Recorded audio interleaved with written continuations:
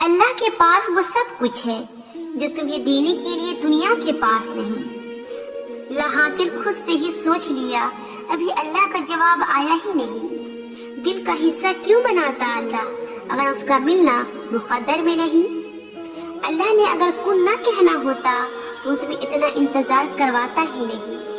دروازے ممکن کے بند ہوئے ہیں، اللہ کے در کے نہیں۔ تمہاری رضا اگر اس کی رضا نہ ہوتی تو وہ تمہیں مانگنے کی توفیق دیتا ہی نہیں۔ نصیب اگر بدل نہیں سکتا تو اللہ دعائیں بناتا ہی نہیں۔ اللہ نے اگر معاوضہ نہ کرنا ہوتا تو تمہیں یہاں تک لاتا ہی نہیں۔ تہجد کی دعائیں اللہ نے کن کہنے کے لیے بنائی ہے۔ اللہ تمہاری دعاؤں سے کبھی بھی بیزار نہیں ہوتا۔ اللہ کو تمہاری دعاؤں کا انتظار ہوتا ہے۔ اللہ کو بہت پسند ہے جب اس کا بندہ تھک ہار کر اس کے در پر بیٹھ جاتا ہے۔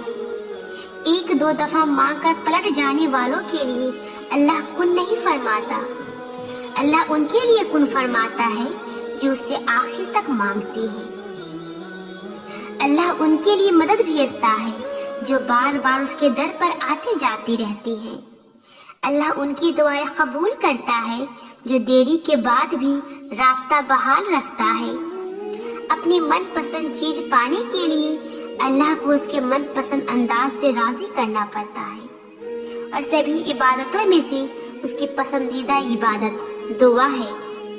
تو پھر اللہ کے دہلیز پر چکر لگاتے رہا کرو، کیونکہ اللہ معجزے انہی کے لیے کرتا ہے جو اس کے در پر دستک دینا نہیں چھوڑتی۔ زندگی صبر سے شکر تک کا سفر ہے۔ کیا یہ کافی نہیں کہ اللہ خود کہتا ہے ڈرو مت، میں تمہارے ساتھ ہوں، سب کچھ سن رہا ہوں اور دیکھ رہا ہوں۔ ہو سکتا ہے تمہاری زندگی میں ہونے والا کوئی معجزہ تمہاری دعا کا منتظر ہو اور تمہاری ایک دعا تمہارا نصیب بدل دے۔ تہجد پڑھنے والوں کی قصے ہی الگ ہوتی ہیں۔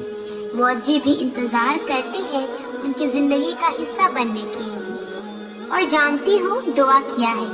اپنی ہر پریشانی اللہ کے حوالے کر کے خود بے فکر ہو جانا۔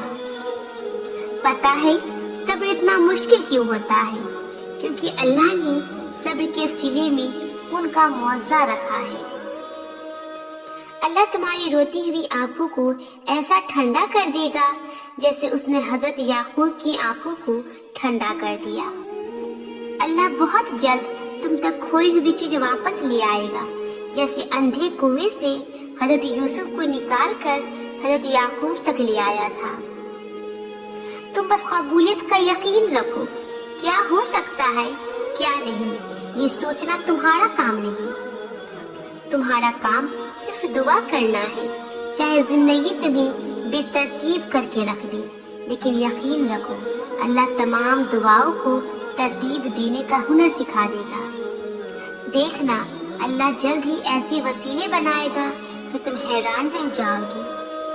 تم صرف وہ کرو جو تمہارا کام ہے، یعنی دعا، اور اللہ تو وہ کر ہی رہا ہے جو اس کا کام ہے، یعنی عطا۔ اللہ کے بس میں سب کچھ ہے، وہ لمحوں میں بدل دے گا تمہاری تقدیر۔ دیکھنا اللہ جلد ہی کہہ دے گا کن، اور ایک پل میں سمٹ جائے گا تمہارا ٹوٹا ہوا بکھرا وجود۔ دیکھنا اللہ جلد ہی مدد بھیجے گا اور پلک جھپکتے ہی ہو جائیں گے قبولیت کی معجزے۔ اور جو نصیب سے نہ مل سکا، دیکھنا اللہ وہ بھی تمہیں عطا کر دے گا۔ ایک اللہ ہی تو ہے جو تمہاری پکار سنتا ہے، ہر مشکل میں ساتھ دیتا ہے۔ پھر تم قسمت کا شکوہ کر کے رب کی ناراضگی کیوں مول لیتی ہو؟ اللہ بہتر جانتا ہے کب تمہاری دعائیں قبول کرنی ہے۔ تم بس یقین رکھو، بہت جلد قبولیت کی خوشخبری ملے گی انشاءاللہ۔ اپنی ذہنی سکون کے لیے کچھ لوگوں کو نظر انداز کرنا آپ کی کمزوری نہیں ہے، عقل مندی ہے۔ آزمائش کا سوچ کر پریشان نہ ہو، اللہ نے آسانی کے اسباب پیدا فرما دیے ہیں۔ جلد تمہاری دعائیں قبول ہوں گی اور اللہ تمہیں وہ عطا کرے گا جو تم مانگ رہی ہو۔ तहज्जुद में दुआ करने की तौफीक मिलना असल में इशारा है कि इधर तुम दुआ करोगे उधर अल्लाह कबूल कर लेगा। हर सुलझा हुआ इंसान कहीं न कहीं उलझा हुआ है। तुम अपनी दुआओं पर यकीन रखो, अल्लाह रास्ता बना रहा है, लोगों की साजिशें नाकाम कर रहा है। जल्द तुम इसकी तौफीक से अपनी मंजिल को पालोगे। जब लगे कि सारे दरवाजे बंद हो गए हैं, तब यकीन रखना कि अल्लाह के फजल का दरवाजा खुलेगा और सब ठीक हो जाएगा इंशाअल्लाह। दिल पर बोझ और बेचैनी सी महसूस हो तो तन्हाई में अल्लाह से बातें शुरू कर दो, अपना सारा गम अल्लाह को बता दो। यकीन करो अल्लाह इतनी तवज्जो से तुम्हें सुनता है कि तुम्हारी बात खत्म होने से पहले सुकून से नवाज देगा। अल्लाह जानता है तुम्हारे दिल की ख्वाहिश, वो सुन रहा है तुम्हारी दुआएं। तुम यकीन न छोड़ना, वो जरूर अता करेगा। हमारी ख्वाहिशात तो बहुत छोटी है, उस रब्बुल आलमीन की जात बहुत बड़ी, तो क्यों नहीं होगा खून, वो ऐसा अता करेगा कि तुम अल्हम्दुलिल्लाह कह उठोगे। आज अगर दिन मुश्किल गुजर रही है तो तुम्हारी दुआओं से कल जरूर आसानी होगी इंशाअल्लाह।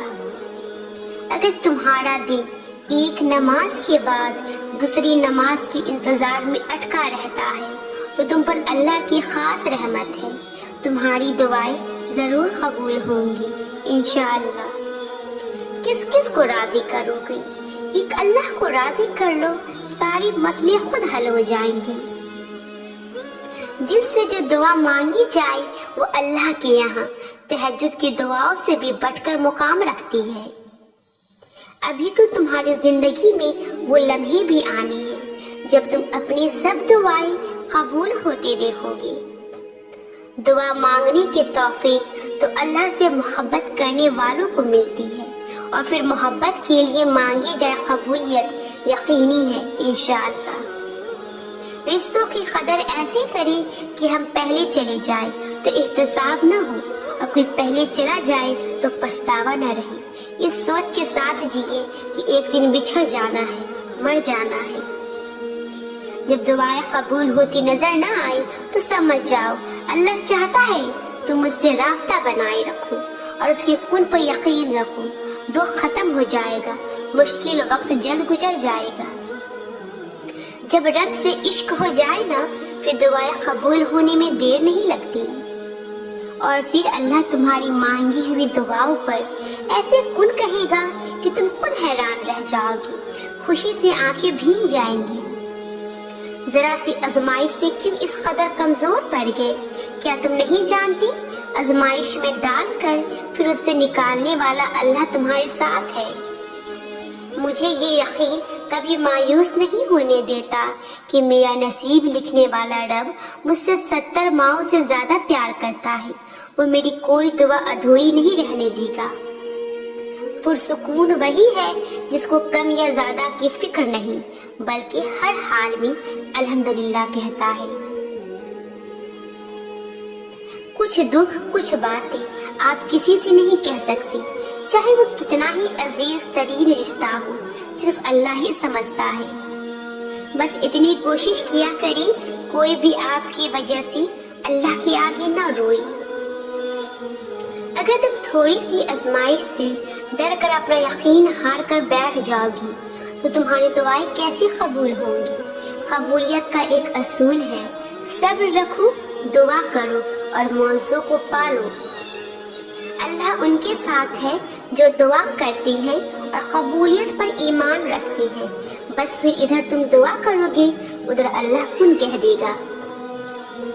अगर तुम किसी मामले में सब्र कर रहे हो तो खुश हो जाओ, क्योंकि अल्लाह सब्र करने वालों के साथ है और उम्मीद से बढ़कर सिला देता है। अल्लाह को तुम्हारा मांगना और सब्र करना इतना पसंद है कि वो मुनासिब वक्त पर कुन कह देगा। जब दुआ करो तो दरूद पाक लाजमी पढ़ा करो, ये दुआओं की कबूलियत का जरिया है। न चाहते हुए भी अगर कोई दुआ तुम्हारी जुबान पर आ जाती है تو ہو سکتا ہے وہی تمہارے نصیب میں بھی ہو۔